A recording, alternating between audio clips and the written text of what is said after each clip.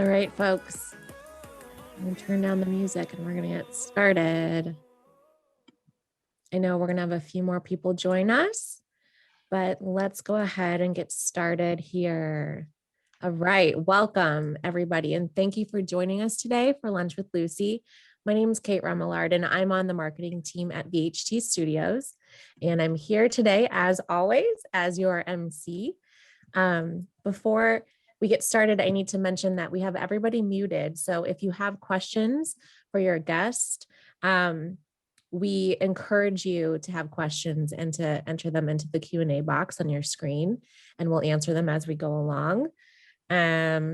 What else? You'll also want to hang on till the end of the session when we'll announce the 5 winners of our free lunch on us. So you must be present to win. So hang around till the end, we'll announce it. And now I'm happy to introduce the woman herself, Lucy Edwards. Hello, everybody. Lucy Edwards, Director of Client Success at VHT Studios. And thank you so much for joining us today. And I have a special guest, Nora Crosthwaite, and she is from Des Moines, Iowa, and she has an extremely important and interesting topics that we will discuss today that everyone wants to know in today's environment with the short inventory or lack of inventory and referral business and the importance of that as well. So Nora, why don't you introduce yourself and just a few words about yourself, your company, and your history. Hi, thanks, Lucy. My name is Nora Crosthwaite. I'm in Iowa. I am a fairly new agent in the sense that I've been doing this about 5.5 years. So have not been doing it 20, 30 years. And I came from IT. I had no builder contacts. I had no contacts, none. And went into real estate on a whim and made $11,000 my first year after tax and expenses, which, yeah, was a little difficult. So now I have a team of 2 agents. I focus on consistent service throughout the transaction for every client, no matter what business, what price they are. And I've also started a tech company called Stagery to bring occupied staging consults all over the country. And I just like to see beautiful homes. So I feel like we as a profession have the ability to serve every single client well every time. I strongly believe in marketing strategy for every property. As we are hired, as agents are hired as professional realtors, they provide the service as a professional, yes, professional photography and professional marketing tools. And you are making beautiful homes out of whatever the home is. So you will, yeah, create one. If it wasn't as beautiful as someone would like it to be, here you are with your strategy, correct? Yes, it's there are a few things that I think every agent should do on every listing. And I don't care if it's a $60,000 listing or a $600,000 listing, which is considered luxury, or a $6 million listing. Every listing deserves professional photography. VHT has a, shameless plug, a range of floor plans and drones and photos, but please, let's never use cell phone photos ever again, ever. Or even worse, let's not let listings go live without photos. Every property deserves some sort of staging consultation, even if it's you walking through the house saying, gee, seller, I really wish you would paint this brown wall white. Mm-hmm. Something. We should be able to create flyers and post social media images. We should sit down with the seller and put together a strategy around what day do we want to go live, right? And now let's plan, when are photos being taken based on that day? When do we need to have paperwork signed? When can the sign go in the yard? All of those things. This should be our standard. This is why we get paid. And that's a requirement in this market when we don't have enough listings. And today, in today's environment, when we don't have enough listings, what do you recommend to the audience, and how do you go about it by creating the marketing strategy that you are at? There is only one listing in 10 miles radius and it's yours. You know, that's a tough one. So much of my business, I've spent the last few years really building up on referrals. So I know that you can also call for sale by owners, et cetera. And what I'm focusing on is, yes, there's this marketing strategy, and here is what I do, period. And I have systems throughout the transactions. As we all know, getting it under contract is only the first step. And you could easily have buyers having buyer's remorse, backing out, financing falling through. It's the whole process. It's one thing to put a sale pending rider on your sign. It's another thing entirely to get your sellers a check. And that is now, right this second, what I'm focusing on when I talk to prospective sellers. How are you going to handle 8, 10, 15 offers? How are you going to know what to choose? How are you going to qualify those buyers? How are you going to make sure to avoid a fair housing violation? These are all things that we as realtors are trained and know how to handle. Mm-hmm. And I think that our competition at this very moment is less against each other and more against for sale by owner. So I've tweaked my presentation because of that. So how did you tweak your presentation for your potential sellers? That's exactly it. It's more, what am I saying with my presentation? Oh. So as a bare minimum, I bring a seller marketing guide. That really hasn't changed significantly. Mm-hmm. It has a couple of pages, how to prepare your property for sale, what are showings like, the process, etc. But when I'm talking to a seller, I'm really focusing on, listen, yes, your house could go under contract in 2 hours. It could. Mm-hmm. Do you know how many sales are bombing out after that 2 hours? Let's focus on making sure we follow all the steps to get to closing, because that's the goal. I got it. No, it's absolutely correct. And we do see it right and left that you have so many offers, and sometimes sellers get a little greedy and disregard the fact that it's not the highest bidder who is the best, it's the solid one who will correct. Close. Yeah, I mean, I could go write an offer on a house today for 1.5 million, and I could say I have cash, and a seller could say, great, sign here. And if they don't know to ask for proof of funds, what's going to happen? Absolutely. So in today's market, do you count on your referral business, on your past business? How you juggle it in your listing presentations? Are you reaching out? Are you using your CRM? I do use my CRM on a regular basis. Most of what I do is either referral, or at this point, my team and I are listing agents on a development as well. Mm-hmm. We only have 10 houses left in that development, so that's going to be gone by the next month. But primarily, yeah, we have built it through referrals. It's constant communication with our past clients or even our past referral sources. I get referrals from people that I've met at a networking event 2 years ago, and they don't know me, or they've never worked with me is what I should say. All right. Mm-hmm. So those people go in my CRM. I'm a huge believer in systems, so we systematize it. There's a blog post that gets emailed every month. Mm-hmm. There's an annual pop by. We drop off gifts. We do Christmas cards. We do home anniversary cards. Pre-COVID, the week before COVID hit, we actually did a client event. So I'm not sure what we're going to do, maybe wait another year on that. And we check in with our clients and past clients all the time. It might be a, hey, how are you?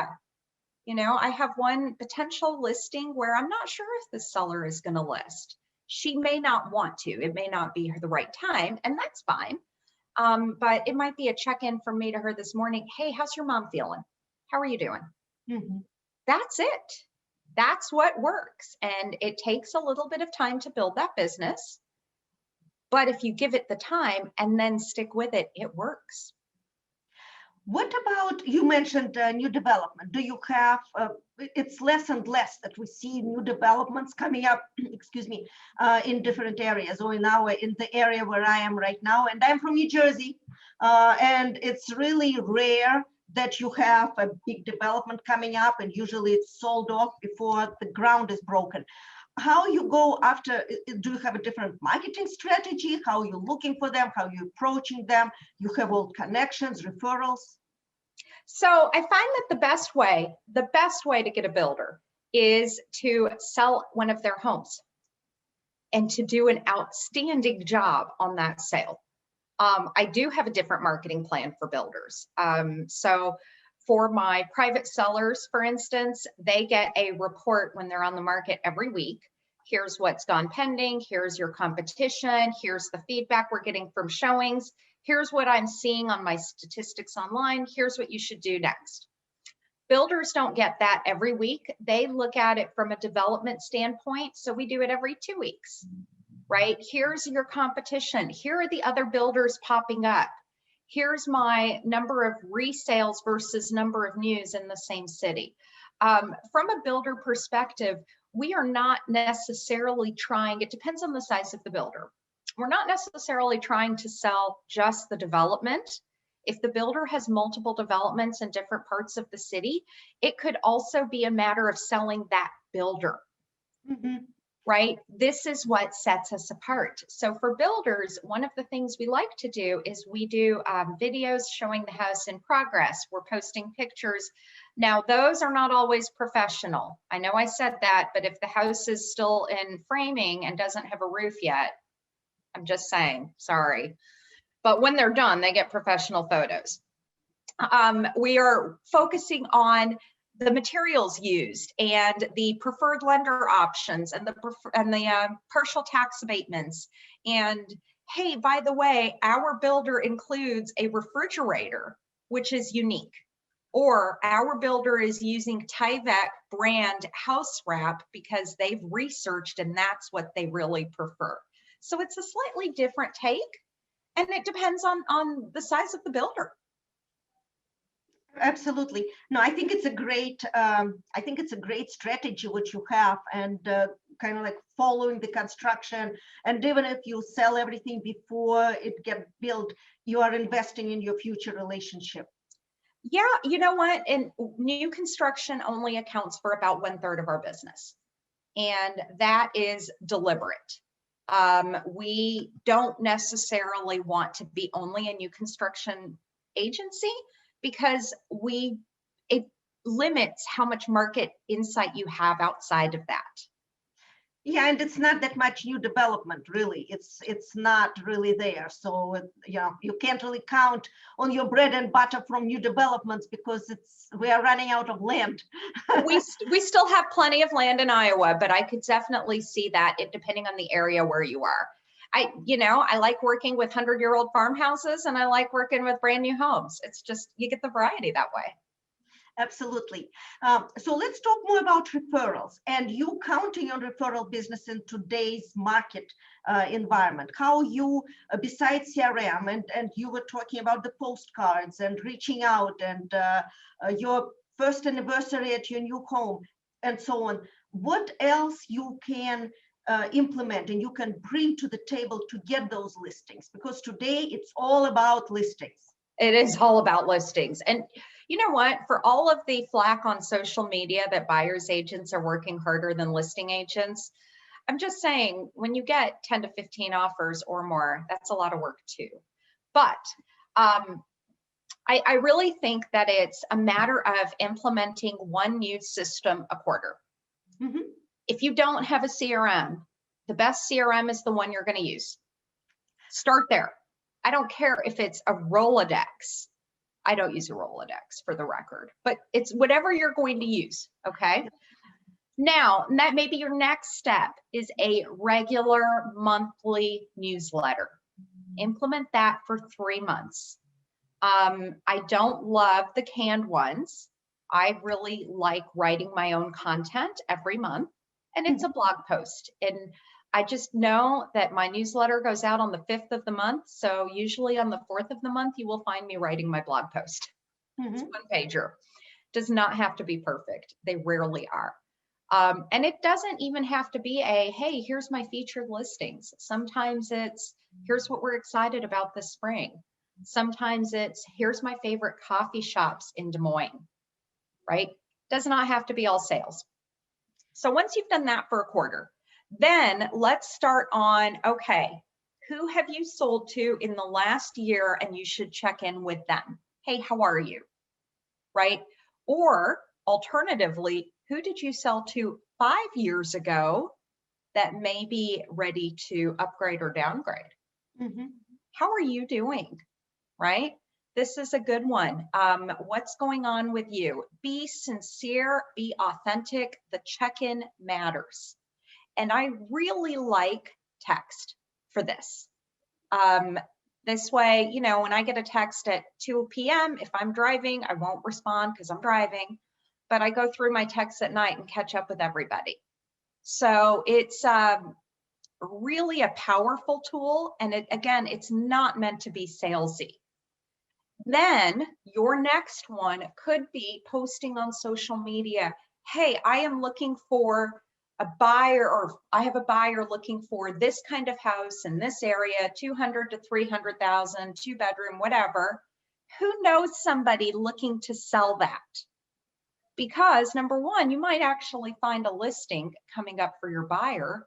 And number two, you'd be surprised how many people say, you know, mine's only a 1-bedroom, but I've been meaning to call you anyway to talk about listing my house. Right? It's each of those steps. If you can do those over the next year, those are 4 good tips, but consistency is absolutely key. You can't do a newsletter for 2 months and then forget it. You can't text your clients once and then forget it. It's consistency. That is how your referral business and your listing business grows. The flip side of that is when you have a listing, marketing it. Get the photos, get the staging, get the images, share it in every local Facebook group, because other clients are watching you. And somebody might say, oh my gosh, I know that house. That's my neighbor's house. This looks outstanding. I can't believe this agent did this for me. I want them to do it, or for them, I want them to do it for me. And actually, since you mentioned social media, how you leverage social media in your marketing strategy? Are you introducing videos? Are you doing any videos of yourself, of your own of yourself, talking about neighborhood, restaurants, environments, beautiful spring? You know, yes, I love video. I love being on video, clearly, right? I don't know that I'm good at it, but I love it. So we have a Facebook page. We post at least 5 times a week. We've worked just to kind of invite people to like it. It's very not salesy. So Monday is Caption This Monday. We find a really funny real estate picture that is not our clients. We're not making fun of our clients, publicly available, and ask for captions. That's been for the last 2 years or so. And people now ask me if I forget a Monday, hey, where's your caption this? I'm like, oh, sorry, we must have missed one on the schedule.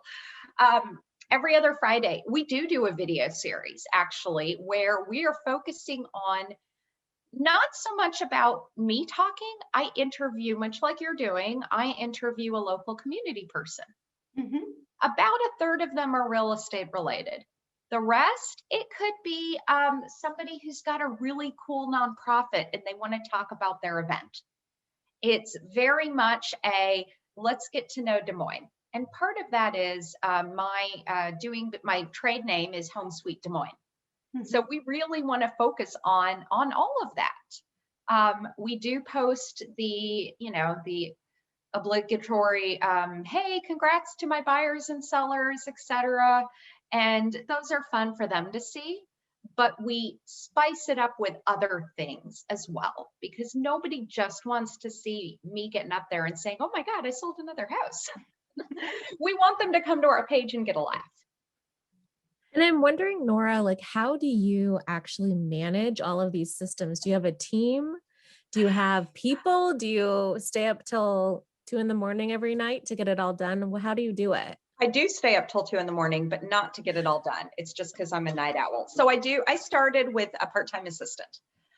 because I was staying up all night and missing things. And we started on checklists. It took us probably 6 months to a year to really feel good about, okay, once a month, the social media posts, once a month, the newsletter, for each transaction, what needs to get done, to really set those up so that now it's not a set it and forget it, but I don't have to think about where I am in the transaction anymore. That assistant started at 16 hours a week. She is now at 25, and she just got her license. So I have a feeling pretty soon I'll have to replace her. She's a team agent now on the team. So it's myself and 2 other team agents right now. But I don't like to think about, oh God, what did I forget? I hate those feelings. So we use Trello. The best task management system is the one that you will use. Mhm. It can be Excel, it can be, Post-its, just be consistent. But even if I talk to a client and they're thinking about listing in a month, I start a Trello card and I start marking off, okay, I talked to them. They're in my CRM. We've done the staging consultation. I need to check in with them in 2 weeks. Trello is a great resource, and we use Trello for things too. So yeah, I don't know that I've heard of a realtor using Trello. I think that's smart. I actually pay for it now, and it's only because you can set for each card. So I have a list of pendings, a list of actives, etc. And then each transaction gets a card. And in the card, you can build checklists, preparing for go live, pending the listing, for instance.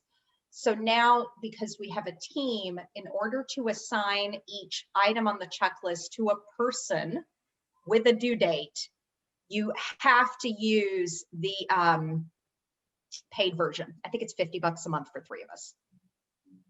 Does that make sense? Not bad. Yeah. Yes, yeah. And I think we're getting questions about this. Yep. Oh, yeah. Let's see if we have any questions. I see that there is something in Q&A, and also I would love to go over the statistics over the polls that Mike, our producer, was using polls today. So I'm curious to see what the answers are. Yes. So one question we got is how often you or your team uses Stagery, and if that is a traditional staging service or if it's virtual staging, and how the pricing works and all of that. So Stagery is an occupied home staging consultation. We use it on every listing unless it is a very, very high-end luxury listing and we're most likely going to be renting furniture. But my average price point for my team is about $250,000. So while everybody likes to sell those $3 million homes, number one, they don't exist very much in Iowa. And number two, it's not my bread and butter. But I use it on every listing. It is $180. It is not virtual staging. You basically get a consult delivered to your email. You upload pictures of the house, get a consult delivered to your email of what the seller could do to pre-pack, touch up, move from room to room, and any other finishing items that they need to add with links to prepare for the sale. $180 fixed price. If anybody would like to talk to me more about that, feel free. But I also know that the last VHT session was a staging one. So, I mean, staging is key. It's key, it's key, it's key. Please don't skip that step. I don't do it myself because I stink at it. So I don't know what you should put in your house. I know the red wallpaper is ugly. I don't know what to do instead. So do you have like a system? You have a form, you have a PDF. Do you have some kind of format that the agent or the seller work together, or your colleague agent or the seller himself will work on that format, replying to your questions or asking questions? Or here is the painting I have, and it's 5 feet by 3 feet. What should I do with it? How does that work? It's an online app. So you upload use on your phone, you upload say 60 photos, and then you go through and assign each photo to a room. Oh, these are my 5 photos for the kitchen. And you can leave notes at the kitchen. By the way, I really need my coffee maker. Can I keep it out? That would be my question. Or, hey, I have my Star Wars helmets. sitting in my husband's office. Can I make him pack those away? That would also be a question I would ask.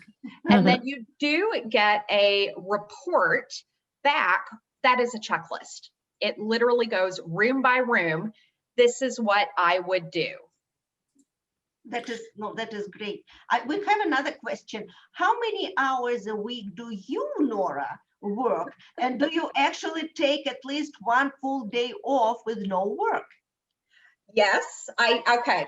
Let me answer that in my own way. I work too many hours, but it's not on real estate. Keep in mind, I have 2 companies. So I probably work about, right now, I would say 25 to 30 hours a week on real estate. Earlier in the spring, it was a little crazier. My buyers are all under contract, so we are getting them to the finishing table. But yeah, maybe 25 to 30 on real estate. On my staging company on Stagery, it's closer to 35 hours, but that is not focused on real estate. And part of this is having systems and checklists and also having a really good team that I trust. I, was in Austin taking care of some family business, and my buyers wanted to go see a house.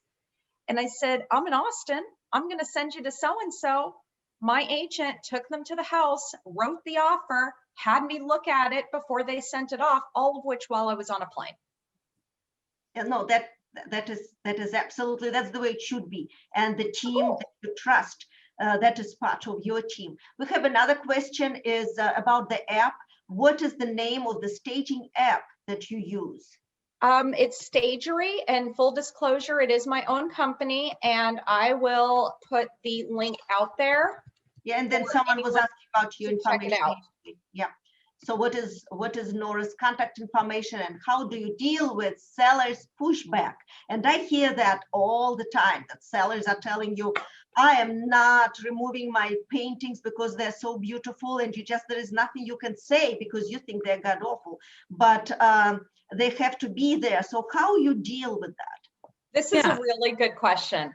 I am non-confrontational at heart, so I struggled with this my first 2 years. Like, how do I tell them that the picture in the bathroom just has to go because it stares at me wherever I look, First of all, I think part of it is by saying, I am using an expert stager that is trained.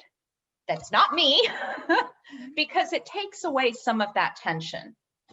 Couple of things I really like to say. And when I talk to sellers at the beginning of the process, I don't use the word declutter. It's not clutter, you guys. It's their stuff.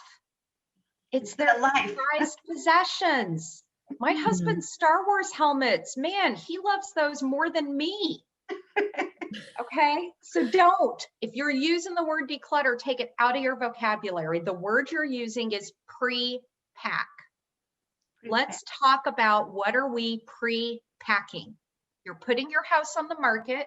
You are moving. We don't know where you're moving to, or maybe we do. We don't know when you're moving. You're moving. Let's start packing. Okay. I love that. It's a game changer, and it really just changes the conversation. Now, a lot of times sellers will say to me, oh, but you know what? I hate this stuff. And I'll go, great, there's the dumpster. Right. But pre-pack, it's a huge one. But yeah, I don't try to tell them they have bad taste. What I use as a definition for staging is you're designing your home for a bunch of buyers you've never met. So it's no longer your house. It's a beautiful painting that you have of Seinfeld, but it's no longer your house. We need to really focus on that. And we do a lot of focusing on, tell me why you're moving. What is important to you about this move? Why is it important? Well, I need to get into a ranch because my knees hurt every time I go upstairs. Okay, you can take that painting and you can put it up in your new ranch. But right now, take it down. Yeah, they have to kind of disconnect emotionally. It's tough. Seinfeld does not belong in the bathroom, Brad, when it's staring at me. That's what's wrong with Seinfeld. It needs to be pre-packed. And I had a seller that had the Seinfeld like above the toilet in the master bathroom. And anytime it was a bigger bathroom, anytime you were in the master bathroom, he was like staring at me. It was so creepy. Oh, someone was saying nothing ever wrong with Seinfeld. Pre-pack it, get it out. I love the show. I don't think I would like to look at Seinfeld in the bathroom, that's for sure. Another script I sometimes use, especially with people that have been looking at houses, I'll say, listen, you know how we start a nickname for every house? The one with all the Disney plates on the wall, the one with that ugly kitchen, right? The really cute one with all the grandkids on the wall. Everybody has a nickname. So one thing I tell my sellers is we want to choose your nickname. We want to be the gorgeous house, not the house with that really creepy whatever. I'm not going to pick on Seinfeld anymore. Not the house with all the Star Wars lightsabers. Yeah, Love it. That is great. Yes, because if you are not picking up the name for that house, someone else will. So you better have it as a positive one and create it in advance, right? Yeah, and you know what too? I've also found that when I stage houses consistently, photographers will notice, oh my God, your houses are always staged so well. We love that. That's a compliment. Nice, yeah. That's a compliment. That is definitely a compliment. Do we have any more questions? Yeah, let's we're gonna wrap up, but two more questions from Lorraine. She wants to know at like what year in your business or at what point did you decide that you needed an assistant? And then on the staging side, what do you say to sellers who are willing to accept a lower price because they just don't want to spend money on staging? Some really great questions. I'd like to say that I am all systems and robotics, but I brought on a stager probably a tad earlier than I needed to. What I've heard is if you are consistently doing 3 closings a month, you could start thinking about an assistant. Mine came to me by accident. She was a buyer. And about 3 months after she closed, she called me and said, do you know anybody looking at an assistant? And I went, you know, I've been thinking about that. Yeah, let's do that. Crazy, crazy. But it upped my game immediately because now I felt like if I don't get paid, she still gets paid. So I would say that as far as income, it probably depends on how much money you need to make out of your business first. I would also say go for somebody a little bit more experienced and organized and pay them more. I've had my assistant for 3.5 years. And when she said, I want to be an agent, I said, please don't leave me. So, and we made it work. But yeah, I started her when I was consistently at 3 closings a month. I do not offer benefits. I do offer flexible work, et cetera, et cetera. So I also had 6 months of savings in the bank for her income because I was going to pay her no matter what.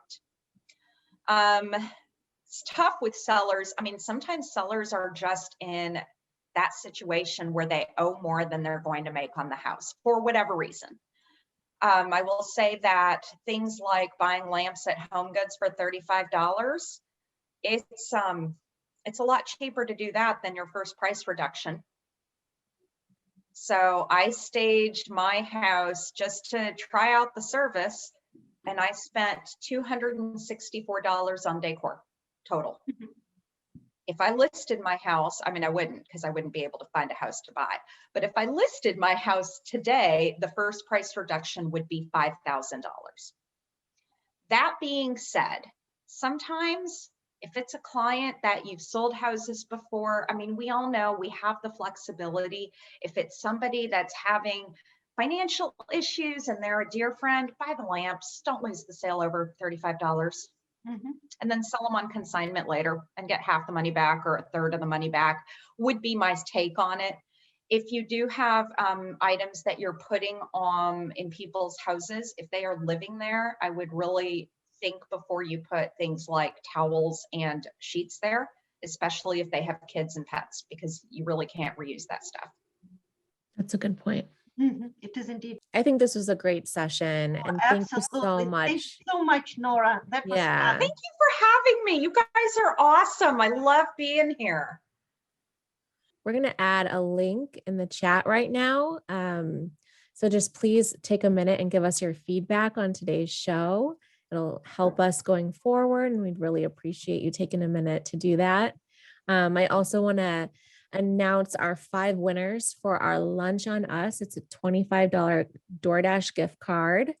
1 minute. You just need those names from our producer, Mike D. Here, I'll go on to the next slide while I get the names. So our next show is on the 28th, and our special guest is Diane Ramirez. She's the executive chairman and senior advisor at Brown Harris Stevens. So you won't want to miss that. We're going to talk about the market in 2021 and what you can do to really up your game and to combat all of the challenges. First of all, thank you everybody for joining us today. And if you have any suggestions or any ideas or on what would you like to hear on our next Lunch with Lucy, really appreciate your feedback and your recommendations, because it's all about you and the audience and what you want to see and hear and who do you want to talk to. So please keep us posted. We really appreciate your feedback. Awesome. And I have the winners now. Okay. This is the easiest list of names I've had in a while. We have Alice Jordan, Bobby Robertson, James Chung, Kelly Dix, and Lisa Stern. So look for those DoorDash gift cards tomorrow in your inbox. And I think that's all we have for you. So have a great rest of your day. Thank you, Nora, again. Thank you, We'll Nora. see you Yeah, next that was time. fun. So much fun. Thank you guys. I'm waving. I know it's stupid. Don't See you in at me. 2 weeks, everybody. Thank you.